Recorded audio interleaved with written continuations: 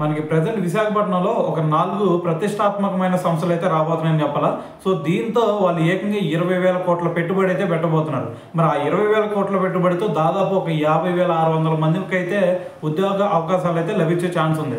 మరి ఆ 4 సంస్థలు ఏవి అనే దాని గురించి వీడియోలో క్లియర్గా మాట్లాడదాం. అయితే ఫస్ట్ దీంట్లో చూసుకుంటే డిజిటల్ ఇన్ఫర్మేషన్ కమ్యూనికేషన్ టెక్నాలజీలో ప్రఖ్యాత సంస్థ సిఫి 16,466 కోట్లతో డేటా సెంటర్ను అయితే ఏర్పాటు చేయనుంది. సో దాంతోపాటు సెకండ్ వచ్చేసరికి సత్వ డెవలపర్స్, వీళ్ళు వచ్చేసరికి ఏకంగా 1,500 కోట్లు అయితే పెట్టబోతున్నారు.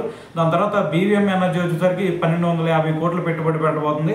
దాని తర్వాత ఏఎన్ఎస్ఆర్ గ్లోబల్ వచ్చేసరికి 1,000 కోట్ల పెట్టుబడి అయితే పెట్టబోతున్నాయి అనమాట. సో మరి దీంతో ఏకంగా మరి 50,600 మందికి అయితే ఉద్యోగాలు లభించే ఛాన్స్ అయితే కనిపిస్తూ ఉంది.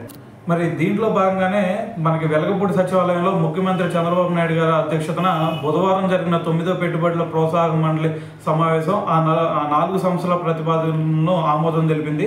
అలాగే ఆ సంస్థలకు పారిశ్రామిక విధానం మేరకు రాయితీపై భూములు అప్పగించేందుకు గ్రీన్ సిగ్నల్ కూడా ఇవ్వడం జరిగిందనమాట.